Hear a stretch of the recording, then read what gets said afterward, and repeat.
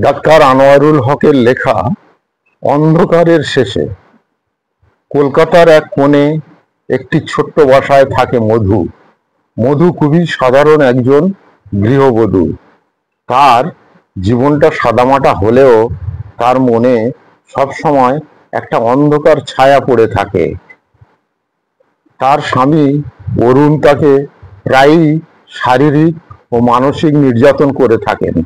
একদিন সকালে মধু চা বানাতে বানাতে ভাবছিল এই জীবন থেকে কেমন করে মুক্তি পাওয়া যায়। এই জীবন তার কাছে সহ্যের নয়। তার চোখের কোণে জল, কিন্তু সে জানে এ জল কেউ দেখতে পাবে না। অরুণ সকালে বাড়ি থেকে বেরিয়ে গেলে মধু তার পুরনো ডায়েরিটা নিয়ে বসে। ডায়েরির পাতায় লেখা আছে শৈশবের সুখ দুঃখের গল্প। তার মায়ের কথা মনে পড়ে যায়। সে সব সময় তাকে বলতো, মধু, মেয়েরা অনেক শক্তিশালী হয়, কখনো ভুলে যেও না।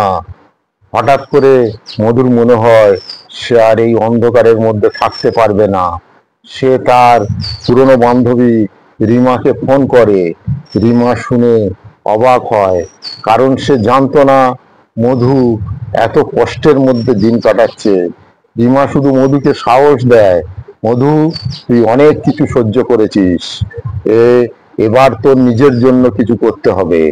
সেই দিন বিকেলে মধু রিমার বাড়িতে যায়। রিমা তাকে সান্ত্বনা দেয়, পরামর্শ দেয় কিভাবে আইনের সাহায্য নিতে পারে। মধু প্রথমবারের মতো নিজেকে একটু স্বাধীন মনে করে। সে বুঝতে পারে এই সমাজে তাকে সাহায্য করতে অনেকেই আছে, শুধু একটু সাহস করে এগিয়ে আসতে হবে। বেশ কয়েকদিন পর মধু থানায় যায় এবং অরুণের বিরুদ্ধে অভিযোগ দায়ের করে। পুলিশ অরুণকে গ্রেফতার করে। মধু একটা নতুন জীবন শুরু করার সুযোগ পায়। সমাজের অনেকেই তাকে সমর্থন দেয় এবং সে বুঝতে পারে নিজের জন্য লড়াই করাটা সঠিক। মধু এখন নিজের জন্য একটা ছোট্ট কাজ শুরু করেছে, সেলাই শেখানো।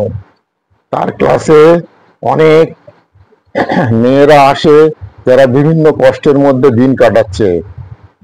মধু তাদের সাহস দেয়, শেখায় কিভাবে নিজের পায়ে দাঁড়াতে হবে।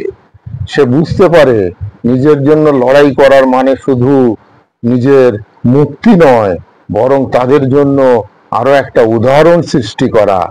অন্ধকারের শেষে আলো থাকে। মধুর জীবনের এই গল্পটা সেটা প্রমাণ করে। মধু দেখিয়ে দিয়েছে সাহস আর আত্মবিশ্বাস থাকলে কোনো অন্ধকারই স্থায়ী হয় না।